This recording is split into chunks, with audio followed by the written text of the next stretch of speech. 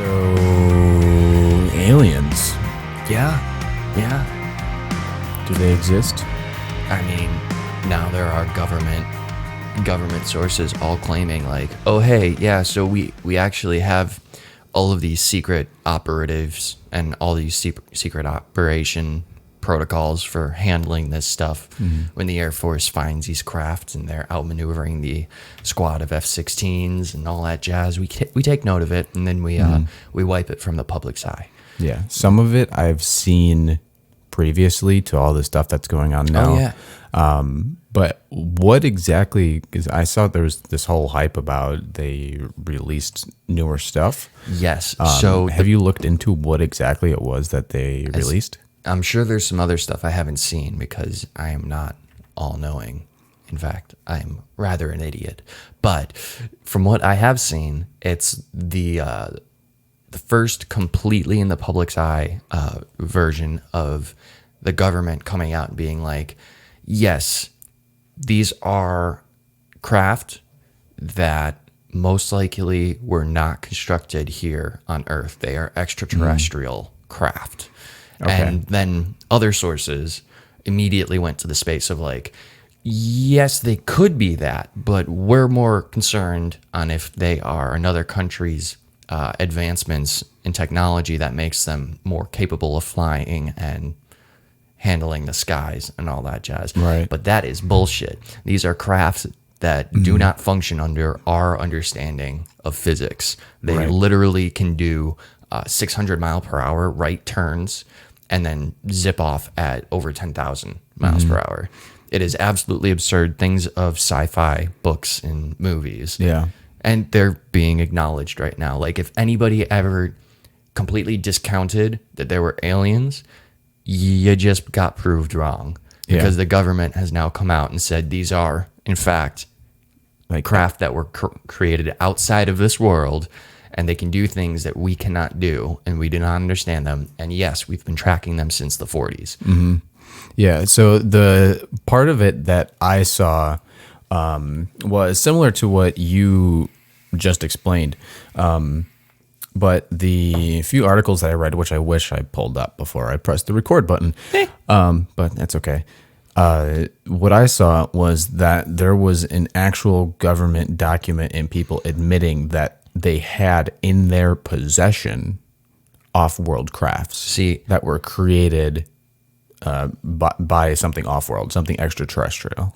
See, I didn't get to that part of the article, but I fully believe that it is, because that's been, I mean, I've got, you know, that my kind of thing is the ancient history stuff, the civilization with amnesia being us kind of stuff, and the alien stuff. So I've been following this stuff like die hard for a decade, and I've known that we've had craft, like enough people who have worked on them have come forward and been like, these are, in fact, they're at excuse me, what's the Air Force name for Area 51? They've got a different base. Wasn't it like, I always forget the name. like S5 or something? Oh, they have another like name. They have another name for it, but I was trying to think of what it was before it turned into Area 51, because it was just an Air Force base before the Roswell craft, and then immediately after that, it became a quote unquote secret base kind of thing, and its name changed and all that stuff. There's like S9, I think, above it near Groom Lake, that sort of stuff. But the craft that we have had for decades are in fact at Area 51. Like the joke that everybody makes of like, oh yeah, Area 51, that's where they keep the aliens. Y'all need to do some research if you don't think that's true. The government officials have all been coming out since like the 50s, 60s. We've had a whole slew of deathbed confessions where they were held to non-disclosure agreements, and then they, on their deathbed in the hospital or at their house, they do final interviews so they can get all of the knowledge they possibly can out. And they've all confirmed the same story, that we, in fact, have these craft. They've been trying to back engineer them. And most of our advances in technology have been like re-engineering and back designing of things that we got in the 40s. That's why there are certain things that have made huge advancements. Like when you think about the difference between the 40s and 50s to today, like the stuff we sent to the moon, I got more power right here. Yeah. Like way more power right here. It's been more powerful for a decade like or more. a decade, yeah. Yeah, which is absolutely ridiculous that we sure. went through that jump. And I understand exponential growth and all that jazz, but you don't just hit a point. I mean, humans never just hit that point where it just like skyrockets out. I mean, look at like the human invention would be the automobile. How much has the automobile really changed in the last 100 years? Because I think it came out in like the early like teens, 20s, something like that. Yeah, I don't know. I don't remember. I do know that there's almost no difference in the way that our vehicles work than how they used to. It's the technology is combustion engine. Yeah, it's still combustion engine. They are much more efficient. Oh, yeah. And they look cooler. Yeah, but ultimately it's still the same technology. Yeah, the difference between the combustion engine and what we've got going today is just a matter of like slow growth over time. We're just getting better. You know, now we got hybrids, now we're moving to electric. But if you look at what happened with other technologies like computing and these sorts of things, everything involved with like high level technology, it's been an exponential curve. Yeah, it's been insane. You can try to attribute that to people just like growing and all that stuff, but it always happens from a base discovery. And that base discovery allows this huge incline, and then another base discovery, huge incline. Yeah, and that's the exponential growth. Right, and back engineered, man. Yeah, and that's what Greer was saying about the that the first time that we actually recovered craft, like the Roswell thing, is when they first started back engineering alien vehicles and shit, and that there is a significant level of technology that the government has that's just kind of being held like from the public. So like the example of our vehicles not being any more advanced than they used to be for a reason is like an actual on purpose thing, because there was a lot of milking that could be done from that industry. From the oil petroleum industry. Because if the technologies that came out from these extraterrestrial vehicles, which we can circle back to what I was saying, that the government literally has admitted that like we have in government possession off-world vehicles, like craft that were from extraterrestrials, and that's as far as the article that I read goes, where it's like that's all they say, but they've been working for like 60, 70, 80 years or something along those lines since the 50s or 40s, 50s on back engineering these vehicles and figuring out how all of the technology works inside of them, and probably failing miserably, but still getting somewhere. A solid dozen of my sources include people who all worked on these craft in one way or another, and they all have the same thing. They were like, we really can't figure out how the fuck it works. Like, we've got the best minds we can possibly find from around the world, and we're just sitting here looking at this device that's anti-gravitic that you literally cannot push into at all, and it's just gravity. You turn it off, you disconnect the power supply, and it's just they can't figure it out. But I suspect that's probably old information. All those people got out of the projects in like the 90s. For sure. And that's something that like Bob Lazar was talking about. And he has been talking about this shit forever. Please, people, if you have any interest in pursuing the alien stuff, go check out the Bob Lazar documentary. Give it a chance and judge for yourself. Yeah. Because I mean, he was a teenager when he was strapping and like creating and strapping rockets to his bicycle. And then suddenly he's working for all these agencies. And when he starts like sneaking the information out and going on the news incognito and everything, all of his information gets wiped from the databases. Like I say, that he hasn't worked at any of these government facilities, or he didn't graduate from these schools. And then you go into the newspaper, the hard paper stuff. And all of it is still there. his graduating class, all of his honors, the stories done about him. So it's like everything they were able to wipe, they wiped about Bob Lazar. And then the damning evidence is all in the newspapers, and you have to go to the physical evidence and be like, holy shit, everything he said is true. Why isn't it showing up in the official documents? Yeah, in the major military industrial places and the fucking government. Like all of these things should be tracked, but he's just wiped from it. No, he never worked here. But this says he did work here. They're the yellow pages. Right. They're like, shut up. Yeah, in a majority of the stuff that he was saying, like this is something that I saw Joe post about on on his Facebook page. He's like, all of the people that were calling Bob Lazar crazy are now basically being completely proven wrong because the government was like, no, this has been happening. We have craft. Yeah. We have them. This is like our victory lap right now because we've been spending so many years just being told no, they don't exist. You're dumb to think that. All of these kind of stuffs, and the same thing with all of my ancient history stuff. And then years later, oh look, my information's actually more correct than your information was, and your information just got proved wrong. Oh, look, the government's coming out, and they're saying that everything I was saying 10 years ago was actually correct. Weird. Yeah. And everybody's just like... Yeah, just look the other way. Not going to pay attention to that. You're still crazy because you're just talking about aliens. And it's like, what needs to happen for you goddamn disbelievers? They need the alien mothership that is the size of the fucking moon to come and hover over our planet, even then, block out the sun, and they need to send ships down and be like, hello, we are here. That's the only way people will be like, okay, and then they're gonna freak out about everything and think the world is ending. Right, as they always do. Yeah. So I got a nugget for any of our viewers that are interested. So all of this alien stuff is coming out, and I already know the direction that this is going to be. Now that it's starting to be put into the mainstream, we're going to see more of these craft popping up. There's going to be more of these things showing up in more populated places for more sightings, more concrete stuff. It's going to become... It's that fucking window I was talking about last time. It's slowly going to encompass aliens are around and all that stuff. But I got something to tell you, because I've been following the people who have been working with quote unquote extraterrestrials and everything. All of the beings, all the crafts that we are going to be seeing are not aliens. They're not. They are one of two things. They are alien reproduction vehicles used by our governments for a purpose. This has been in development for a very, very long time.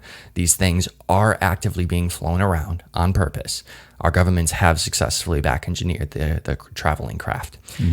Or two, and this part's going to sound really wacky, but I really feel like it's the future. Okay. They are going to be framed as these are all just humans from future time distortions, and they come back to certain pinnacle times where they can make an adjustment to change their future, and then they can go to different futures and exist in those different futures that might be better or might be just different.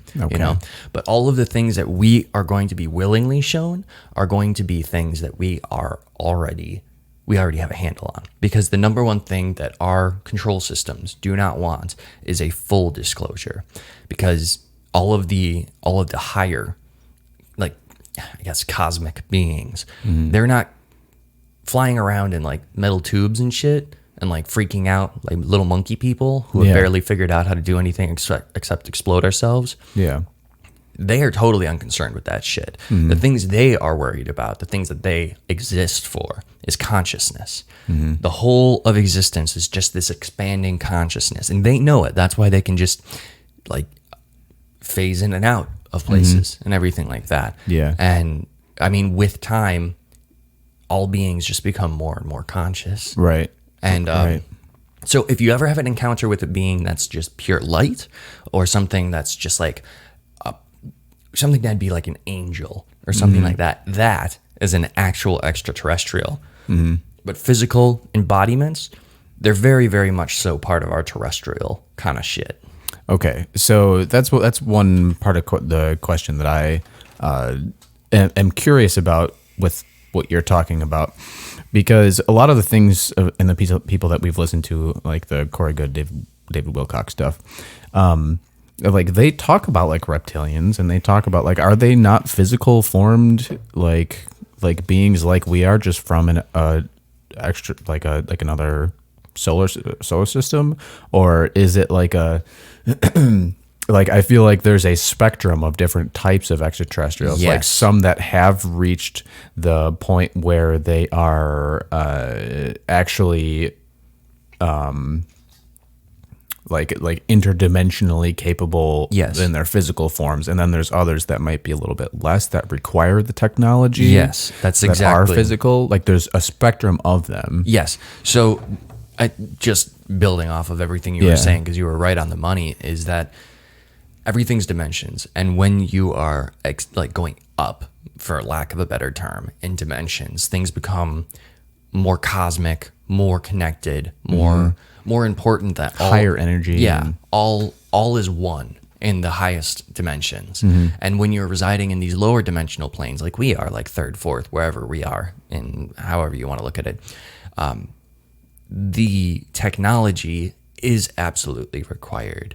Yeah. And the creatures, the beings that exist within this plane of reality, still are going through, and there are different variations. There's those that are focused on moving forward, and there are those that are focused on just their own stuff. However they're, I almost want to say it's like a religious kind of thing, their version of God, which I would say any version of like God that isn't directed towards all is one, we are all love, is a distortion of the truth. And I believe anything that's preferring to reside in these lower dimensions is only following a distortion, which is where all the like reptilian stuff comes from, because how you stay in these planes is you abuse consciousness in a different way. You use it for your own good. You feed off of the fear, the anger, the hatred, like power. And so does this kind of move back to like our power structure, and that the people that like run our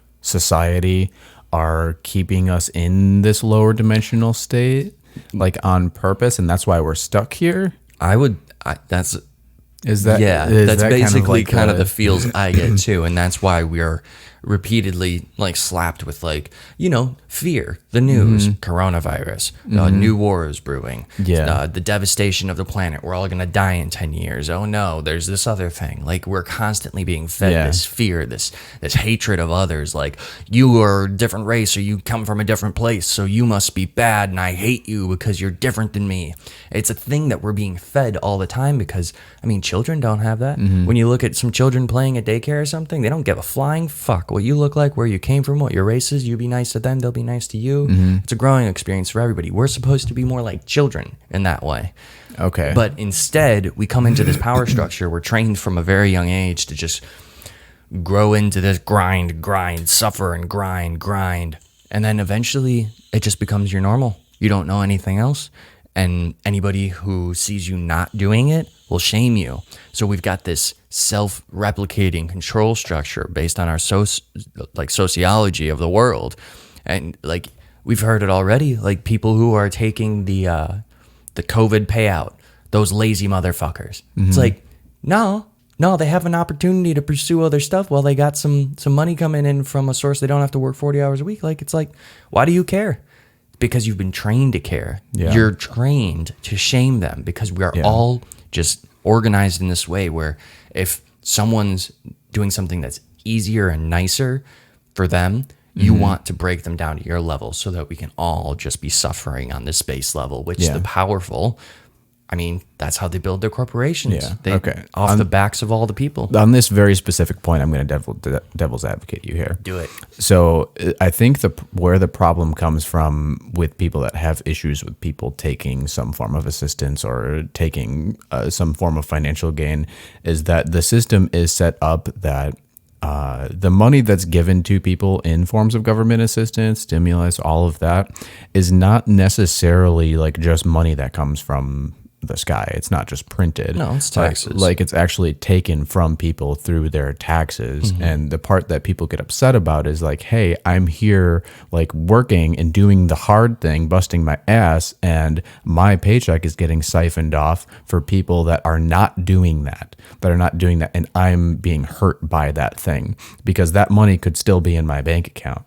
When it is a minuscule amount from like a very large amount of people, but if you look at the amount of money that comes out of taxes, it's insane. Like if you work 40 hours a week, like making $20 an hour or whatever, and your paychecks are supposed to be $800 and they end up being like $800 a week or more, and they end up only being like $550 to $600 a week. It's like, that's a pretty substantial little chunk of money that comes out for taxes. And that's, I think, the problem that people have. So, but bouncing back isn't, okay, say if everybody was off welfare, your taxes going to change? Right. No, they're going to be the exact same. The government's going to allocate them to whatever the fuck they want. Right now, the allocation is back to the people who, quote unquote, need it. Right. And I agree with you. I'm just saying that I don't want to paint people who think that way as like they're just upset that other people get to do less. I think it's just not a fully thought out like feeling. Right. Thought. And there is validity to it in the way that the government is imposing the taxes. Right. But then the problem is really residing with the government. Right. Like, because your taxes aren't going to change if everybody was off welfare or if 20 people more climbed on. Yeah. Say it's still the same amount coming out of your paycheck. Yeah. And this doesn't have to be an economic discussion. We're slipping into economics. We're back to the aliens. Yeah, we can move back towards the alien stuff. But the primary thing is that the way that our economy works right now is it's not very conducive to the average person.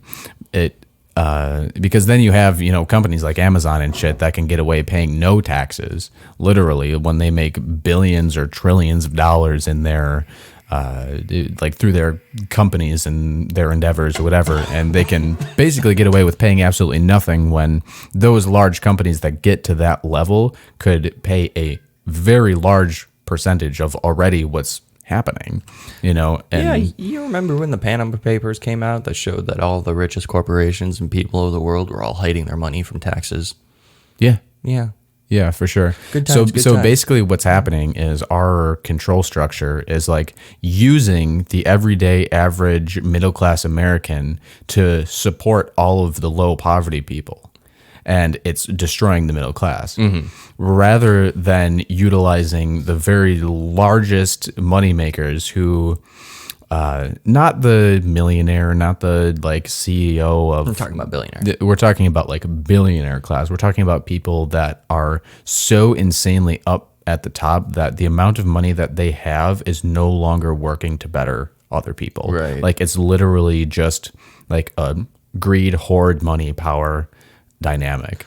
Well, like if we could somehow find a way to get to those people and not redistribute, but use their wealth in a way that benefits everyone, like taxes, like taxes, or like something that like Andrew Yang talks about, like VAT tax, where you can actually get to them. Because right now they just like you can say here's a 90% tax on your wealth, and they find a way to get around it. Right. Like there's always a way like around it. But if we can find a way to utilize those people's like wealth, it would benefit the entire population. I think there's definitely a reason why the system is set up the way it is, because what kind of feelings does being impoverished make? Yeah. Bad feelings. And you got to kind of jump it back into the aliens and consciousness discussion. Yeah, okay. Thank you for pulling us back out. You were swimming in the we both went on economy pool. I went on a tangent. And that's okay. I sucked you into it. Jordan rants. Everybody needs a rant occasionally. Okay. But the reason why our system is set up this way is because consciousness functions like when you feel bad, the emotions that make you feel bad. And it's pretty easy to identify: sadness, grief, jealousy, anger, fear, mostly. Fear. All of these things stem from fear in a large way. Those emotional states feed the quote-unquote reptilians. And I'm putting all of this stuff in like quote-unquote. You'll see in a couple of years when it starts getting released. But for right now, Yeah. it's all subject to the quotes, because the reports that I have heard is that the quote unquote reptilians feed off of these kind of things, the fear, the anguish, all of that, and that's how they maintain their control structures in this. But we also have higher beings. I've heard them referred to as like the blue avians, or the beings that reside on is it Saturn? I think it's Saturn. Yeah, the one with the big old rings that we can't get into. There's apparently a way to just fly into there, but it's a very, very like high energetic mixed with technology.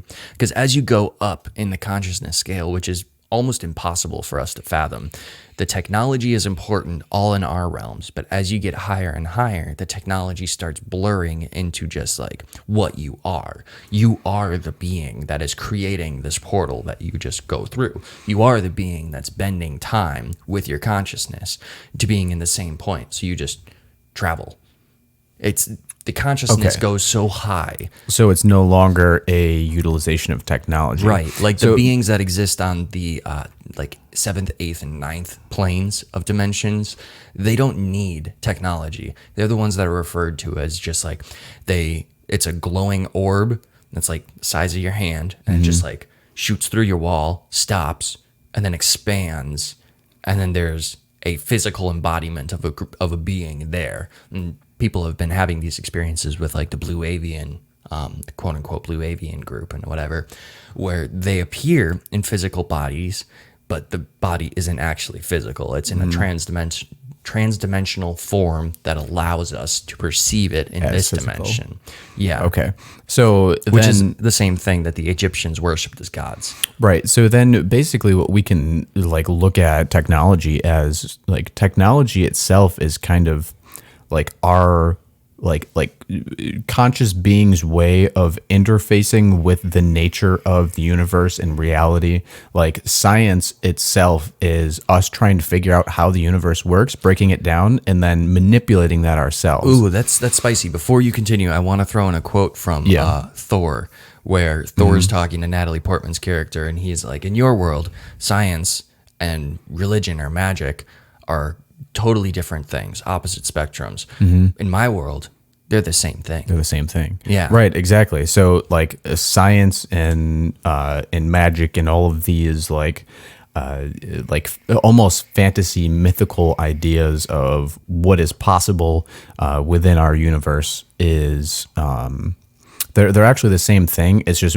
our science, like where we're at in our mainstream, which is super hindered by secretism, and there's a lot of things out there that we would think is magic that probably our government has, almost guaranteed. Absolutely. I mean, if you look at the ancient books, like the Solomon seals and like the practices of magic throughout human history, it's very, very bizarre. How it relates to consciousness, because magic is nothing without consciousness. You can draw the circle, you can put the things there, but if you just walk away from it, if you didn't have any intent, and this is what the magic books are saying, because I'm currently learning more and more about magic thanks to a wonderful goddess friend of mine, and I'm realizing that all of the magics that have ever been done in human history have been through consciousness. And then you look at Dr. Joe Dispenza's work, where he's been helping people like regain their ability to walk through the power of meditation and consciousness. Highly recommend you guys check out Joe Dispenza. It's one of the weirdest things because all of his evidence is scientifically documented by many, many sources. He's getting crazy results just using the power of consciousness, which is super exciting. But he's doing magic, essentially, what we would view as magic. Right. He's making people who cannot walk through the power of group meditation and conscious energetic work.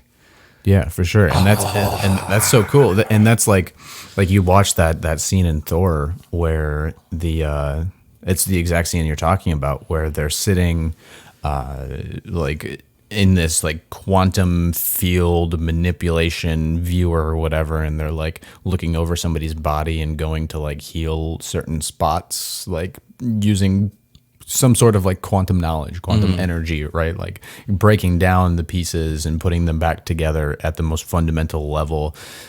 Which is also technology that my people, Emery Smith, has talked about, that he's worked with. He's personally used to reconstruct injuries and knit wounds back together. No, right, like instantly. Surgical. You don't need to wait for the healing, but your body to heal.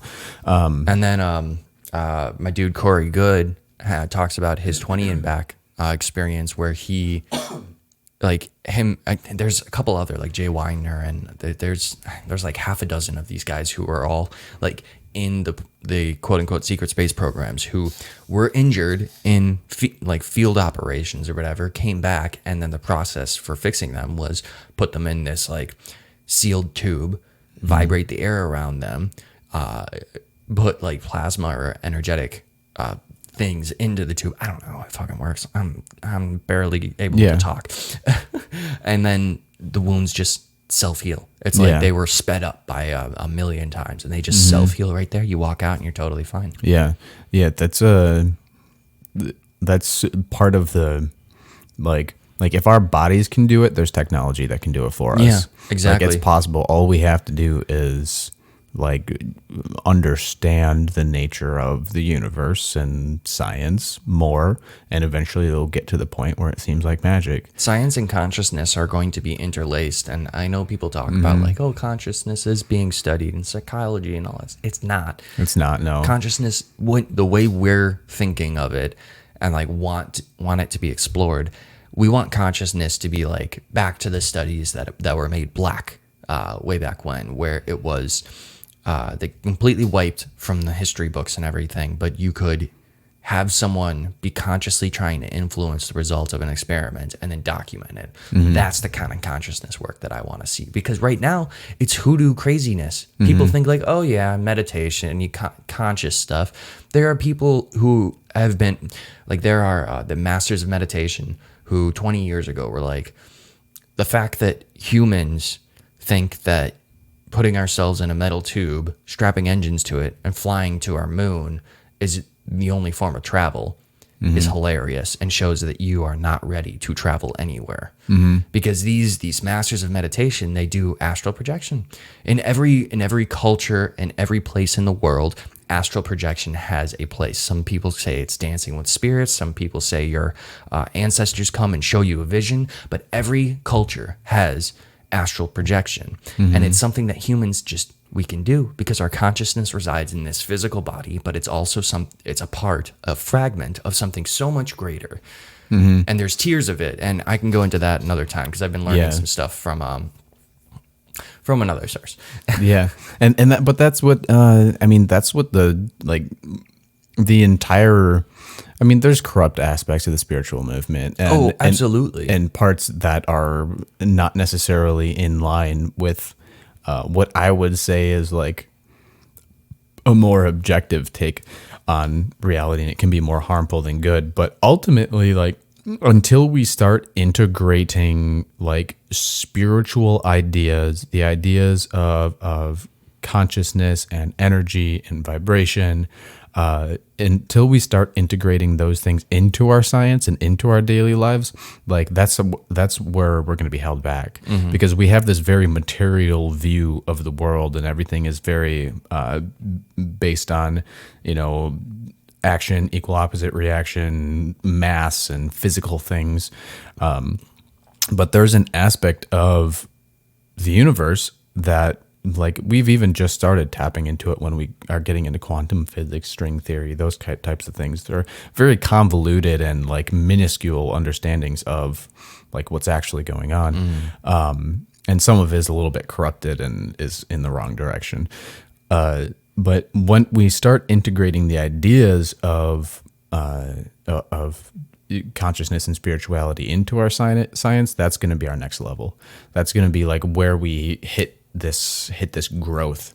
But I think that's being purposely stunted right now because of what we were talking about earlier. And the like, if we get too conscious, then suddenly like no more control. Nobody, like when you hit the place of like almost like an enlightenment, and I say enlightenment in a way that's like, enlightenment is something you touch for a brief moment in time.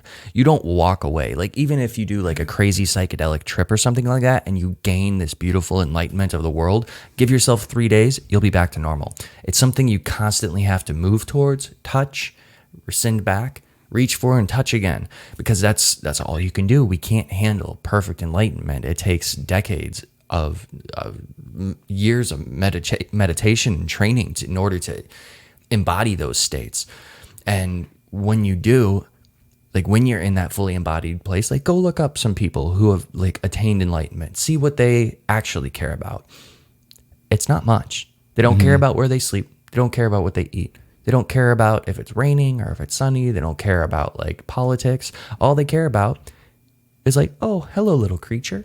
How are you? You good little creature. Or they go and hang out with some children, or they're really happy because they're gonna go and like help feed some people. They care about other people. The only thing that matters to them anymore is the replication of that consciousness through other people and lifting up everybody else. Right. Totally different from our world. How they as an individual can impact other experiences and reduce suffering. Yes, exactly. Reducing suffering. Reduce suffering, really. That's like the ultimate spiritual idea, is like, how can I live my life in a way that's going to reduce suffering on the grandest scale possible? And that's why I somewhat agree and somewhat disagree with your idea of like a very spiritual person being just like not caring about physical things or not caring about like what's going on in politics or any of that stuff. I don't necessarily agree with that. I think that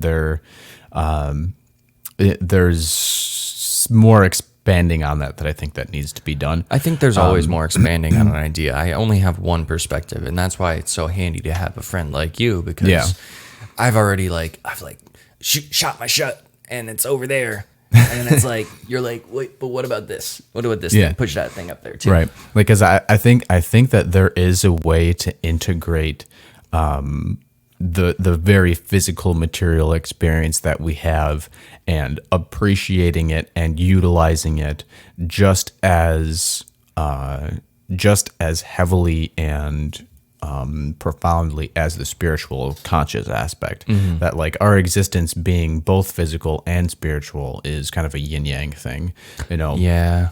Like where that's what makes this specific type of experience in a linear life worthwhile, for sure. You're right. Like if we get to the point where it's like, okay, we're just these like energetic ethereal beings that can move between time and space, and all suddenly of that. you're back up before you embodied into a physical meat suit. You just like skipped the whole thing. You were like, instead of actually having my experience, I'm going to do all the work to skip the experience and just go back up. And then you go back up and you're like, fuck, I just wasted my ride. Yeah, right, exactly. I should have drank more orange juice. Damn it. Yeah. No, there's definitely a necessity to this physical space. And that brings me to an idea. This has gone a lot more spiritual than alien, but I mean they're so integrally connected. So integrally connected. The aliens that we're going to be dealing with in the next couple of years are not necessarily the ones that we will be experiencing later in our human development. And I really hope I'm around for it. I want to be like a Dunedain. I want to live till like I'm 160 just so I can see all the shit that's about to happen. Yeah. And so I can be like, motherfuckers, I knew that back in 2010. Yeah. Right. Call me crazy, motherfucker. I was right. Yeah. There's the reptilians. They're walking around. See? Right. That brings me to this crazy idea about the spiritual experience that you might not be able to shed any light on, but it's an interesting thought experiment, I guess. Are you about to dive into your ego death? No. Okay. No. It's an interesting thought experiment. Okay. Experiment away. So basically, the like, I just have to like slowly explain the base idea of like what it means to be here in this physical reality. So the idea that everything that we feel that seems physical, like all of the solid things that we can touch and see, intangible things, they seem solid to us, but what they actually are is like mostly space, right? It's like in between all the atoms and electrons and protons and all this stuff. It's mostly space. It's 99.999% just space. Yeah. Right. An energy that holds it all together. Right. And an energy that holds it all together in some way. But then when you go and you talk about the double slit experiment, right? Mm-hmm. And you talk about how based on observation is what turns something physical. Like basically the expression of physical things is like the actual atoms, the protons, neutrons, electrons, whatever. And those are only present when you're looking, right? That's what the double slit experiment says. It says when you're not looking, what it is expressed as a waveform, an energy form. So I just imagined myself like looking at a rock and looking away and then sticking my hand through it. kind of that idea where it's like the physicality and touch would be observation as well. But basically all matter is presented in two physical states. It's either physical or waveform, but the reality is it's both. They're both at the same time. And the only thing that makes it accessible to us in our reality is our observation, our consciousness. But it's existing as a waveform at the same time. So what if, this is just an idea, if as you like go, like say when you die, right, and you go up into higher dimensional planes, that there's another level of physical reality. Oh, that's spicy. Where all of the energies and stuff that are there, our physical bodies now can't interact with those things on a physical type, like touch level. But as we move up, those things start being presented to us as physical. So wait, if I'm not getting this wrong, you're basically saying that at this plane of existence, manipulating things with our consciousness is not our natural state. It's something that could be like adjusted or whatever, but in a higher plane of reality, there could be like another form of physical existence that we just can't interact with yet. And if I'm getting this right, you're saying that in that reality, maybe we could like manipulate things. Right. Like essentially do magic. So you're saying that when I die, Jordan, I go to a magical place where I'm a wizard. No longer afraid of death. Let's do this. Gonna be a wizard, everybody. Yeah. Well, yeah, that's kind of the idea. That I love that thought experiment. It's just this thought experiment. It's like, sure, we can interact with physical things here, right? But we're limited by the frequency that our physical bodies and our consciousness are vibrating at. But as we go up in vibrational, like awareness, consciousness, or even when we die and we go and we rescind from this physical reality, that maybe like where we go, like we're not just energy floating around, like not knowing what's going on. Maybe that itself turns into a physical place. I've got something. So it's a little bit of a tweak on your thought experiment right now. Okay. Because I have to go back into the ancient history of Egypt. Because in Egypt, there are some accounts from the Egyptian priesthood that say that the pyramids weren't built. Like our history says Khufu built them, but Khufu was an egotistical, narcissistic fuckface. Fuck Khufu.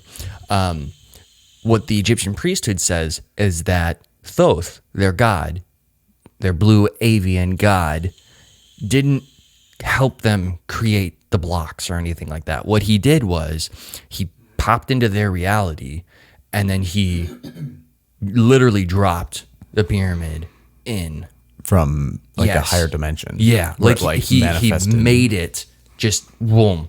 And I'm convinced that nothing in this realm could just come from nothing. So all of those blocks had to come from somewhere. So my theory is, what if the higher dimensions, because Thoth and the Blue Avian group is supposed to be like 7th or 8th density, where we're residing in 3rd, maybe 4th, as we learn how to affect time more. Time is the next dimension. Thoth, being that high, could come into our reality and literally do what you were just talking about. Yeah. Because he's a higher dimensional being, he has create something in his mind, and then all of the minerals and all of the atoms and all of the things that are in that construction just poof, they just create themselves. Like because through it's his not intention. Yes, because it's not destroying or creating matter, it's merely rearranging matter into an order that you already want. And with consciousness so powerful that you can travel through dimensions and time and goddamn universes, who's to say that the Egyptian priesthood records saying that Thoth created it out of nothing wasn't actually describing what you just went into in a thought experiment. Right, exactly. So in like on the same level, who's to say that like we as physical humans, through meditative practice, through becoming more conscious, through utilizing like spiritual modalities to become more aware of our reality and raise our vibration, like energetically, right? Because consciousness is an expression of vibration. So the higher vibration and frequency that you have, we would have to dive into like the whole science behind this, but I'm just going to assume that the people that are listening to us don't know what I'm talking about, but you can find out what I'm talking about. Yeah, it doesn't take too much effort to just kind of Google or YouTube a couple of things, and they'll pop up with really general ideas. Right, about like how physical things are an expression of vibration. So our consciousness itself is represented by a vibrational frequency. A field that expands, a toroidal field that comes out from us and goes back in. Right, and if we are able to expand that, and we are able to become more conscious, who's to say that even in this reality that we can't get to a point where we can do magical type things? You know, like... I got something for that. Yeah, go ahead. So the government also, much more quietly, released a whole slew of all their their projects from going back to like the early 50s, where they were doing not only astral projection, but they had an entire like multi-million-dollar program with multiple doctors who are all on the record today, who wrote books about this stuff, saying we can remote view anything. As in astral projection. Yes, remote viewing is a form of astral projection where you create an intent of where you want to go, what you like, what's going, like you don't. It's like a psychic power. It's like being able to say, "I want to see what's happening on this road at this street in China," and then you can go there. Projects there, and you can literally read the sign. You can see the people, see what they're wearing. And this sounds like a fairy tale thing, but the very fact that this 25-year-old project that went on for like 25 years, and they had outstanding results, where they were able to tell people, some of their best remote viewers, they'd put them in like basically an interrogation cell.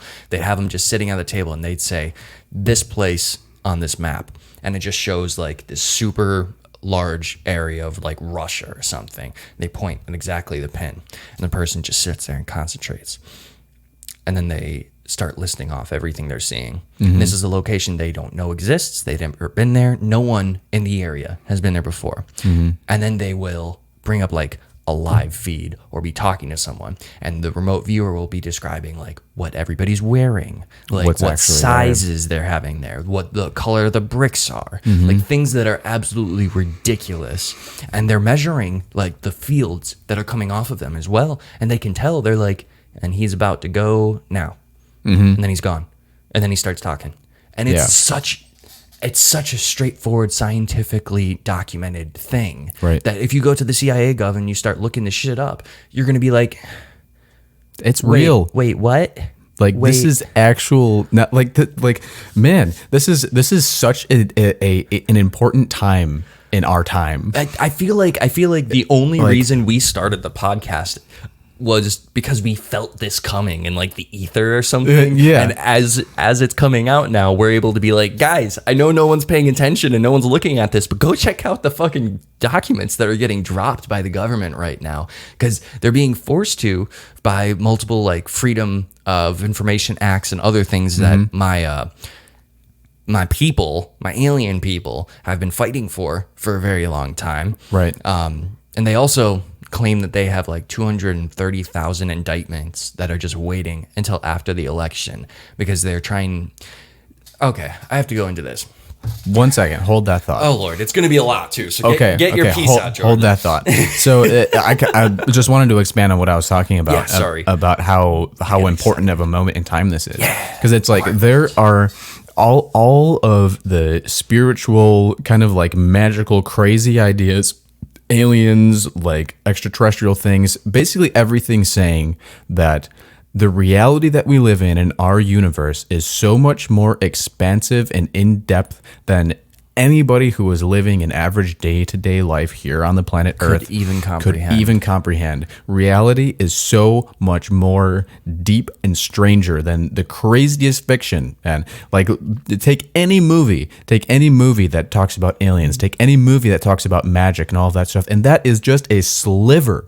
That is just a sliver of what reality is. I think that human imagination, the way we create these stories, is we're not just making this shit up. We're actually tapping into some sort of like greater consciousness ether, and then we're pulling these things from, and then we're like that's where creativity comes from. Star Wars and that shit. Yeah, like when George Lucas was talking about how he created Star Wars, it was like it just came to me. Fucking happened. Like, you watched the very first one he ever made, A New Hope, I think it was, and it was like, what the fuck is happening, dude? You have no idea where this story's going. And he's like, I have no idea where this story's going. And then he creates it. It's like it was just flooding out of him, like he was telling an ancient old story that we all just inherently knew. And that's why we all gravitate towards these stories, because they feel like truths inside of us already. That's what that's what is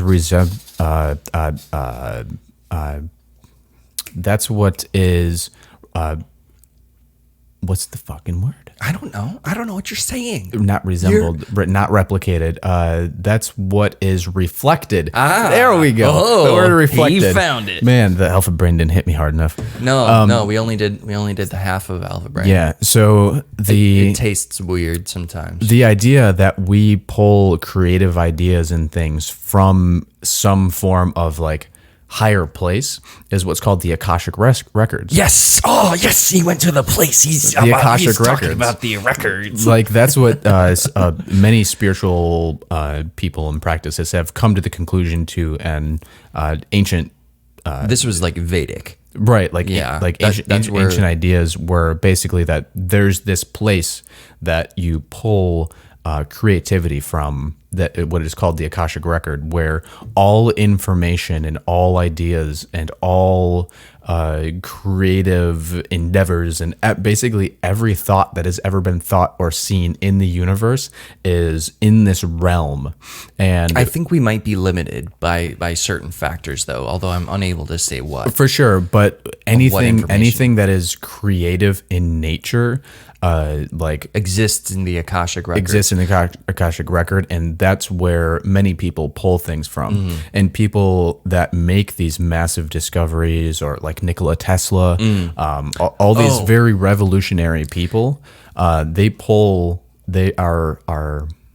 pulling from the Akashic record. Yes, Nikola Tesla said all that, like, frequently on record, like he would have dreams, and in his dreams it'd be like something handed him a schematic, and he would look at the schematic and be like, I don't know what this is, and then the being would like say something or touch him, and then he'd be like, oh, and then he'd wake up, and then he'd sketch the design, and then he'd create it. And he'd create these just absolutely crazy things. Like, that's where the entire idea of like our electrical, like AC. That's why our electricity does what it does. You might think it's from fucking Edison, but Edison stole Tesla's work and made this shit his. Yeah. That's a fucking lie. Tesla did it all. Yeah, and also this goes a little bit further into shit that some people might not want to hear about, but it's the AC versus DC, the alternating current versus direct current debacle. Because Tesla is saying that direct current is much more highly utilizable. It's what's stored in batteries.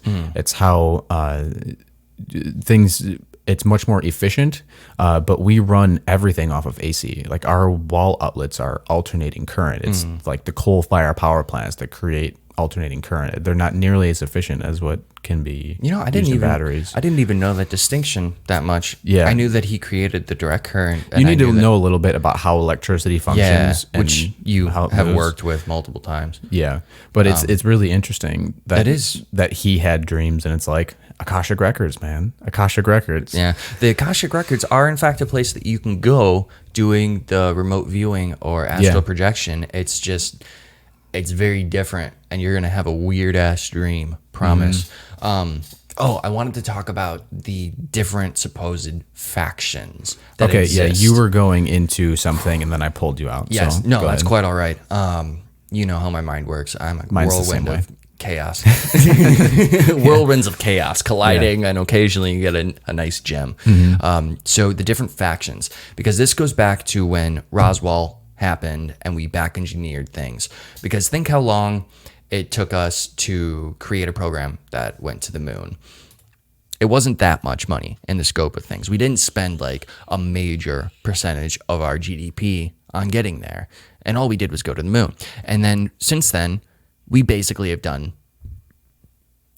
we've done some cool stuff. We have what is it, ISIS floating up there, the International Space Station, which is cool. But motherfuckers, that was like looking at the different levels our technology has grown. The ISS. ISS, not ISIS. ISIS is different. There's some jihadis up in space. They've got their own thing floating around. They're like, sorry, guys. As you know, I'm an idiot. Yeah. But yeah, so you would expect that from the expansion that we have had, there would be some other space programs going on. And then Space Force pops up and you're like, he's a fucking loser. Oh, Trump with the Space Force thing. Yeah. Right. So the theory is that back in like back in the 40s actually is when we first went to space, but it wasn't the US. It was supposedly the Nazi faction who did, on record, have a bunch of alien shit going on. They have blueprints of the first Bell craft, which is an alien fucking flying saucer. You can look up the Bell craft blueprints. It comes from Nazi Germany files, and they are in fact a UFO. And they don't have any propulsion thing. It's all anti-gravitic and a spinning disc on the outside to create an electromagnetic field. They say that the Nazis deliberately lost the war. They put up all of their people. They pushed forward. They knew that they were going to lose. They didn't care. They just pushed all their people forward and they left. They supposedly went to Antarctica, where they carved out geothermal bases near the most underground, under ice activity. So now they've got multiple thousands of feet of ice above them, and they've got their nice little secluded space. And then they were able to utilize alien technology to the physical dimension aliens, the bad ones, to essentially get to space and start their own secret space program.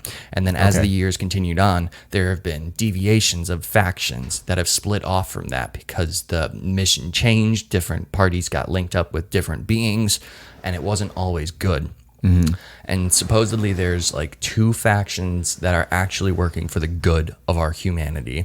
And then there are 2 or 3 factions that are working in like a human slave trade, which is what alien abductees are reporting and saying like, basically everything bad that you can think of, there are good guys and bad guys up in space. And the ones that want full disclosure are the ones that are currently doing the indictments, who are currently like pushing for the release of suppressed technologies for the human populace. They want as much stuff to hit the news streams, the people, as possible, as quickly as possible, so that there's this like jolt and people are like, wait, what the fuck is going on? Because it's very, very slow disclosure that's being like planned and plotted by the powers that be. Yeah. It's being twisted towards a specific narrative. Which is why I'm saying that the aliens that we're going to start seeing flying around and everything, they're not actually aliens. They're alien reproduction vehicles with human pilots or remote pilots, or they are a version of us from a future trying to influence us. Okay. So right. So there's this whole like disinformation campaign or psychological warfare type thing that's coming through like the extraterrestrial aspect of things as well. And it's not as cut and dry as, well, we don't know what aliens are. They are what they are. Like there's a whole realm of things that from my sources, there are 56 physical alien distinctions with beings that have been encountered on Earth, both in the past and in current administrations. And in total, there's supposedly somewhere around 56 different physical species that have made themselves known. Yeah. And then there are other influencers like, okay, here's another little nugget that makes me really happy, is out in space on planets all over the place in the rings of Neptune, there are giant ass structures. And when I say giant, I'm saying like there are pieces of debris in Saturn's belt that are staircases, but each stair is 5 feet high. Okay. And there is supposedly, which we've heard from other beings, quote unquote, there's this overarching species that no one knows anything about. And they're simply referred to as the builders. And they went through like every habitable system and they built everything. They built all of the structures. They hollowed out. They say that the moon is hollowed out and there's bases inside. They say that the builders did that. And the reason why the moon is in the location, in the ratios that it is to the sun, to the earth, and all that stuff is by builder design. And okay, like there was this like master race of beings that went around like seeding life throughout the universe. A being that existed so close to the beginning of this physical reality, like near the very center of stuff, that it's had so many billions of years to evolve that it's already so far beyond anyone that the avians that supposedly exist in 7th or 8th dimension, they never encountered them. But they came across their stuff a lot sooner than the rest of us did. Yeah. Yeah. Damn. The reptilians also supposedly hate everything builder. So when they find it, they destroy it into pebbles. Yeah. Because it reminds people of something that's greater. Because the builders left our dimension in entirety. They cannot. They have no interest in even being around like 9th density beings. So I don't have any more information other than like they existed apparently. Right. So this is a topic that we could expand on forever. If this is something that you viewers and people like enjoy learning about, listening to, let us know, because like we're gonna go further into depth on this stuff. Definitely. I got so much to say still. Yeah, no, I do too. This is a topic that me and you could go on about for a very long time. Yes. And it's probably going to be a very large portion. But we hit our timer. Yes, we did hit our timer. We hit it. All right. So we should do the leaving thing. We should do the leaving thing. Anybody who sees this, stay strong, conscious on. Yeah. Absolutely. But we will see you guys in the next video. Bye-bye. Bye.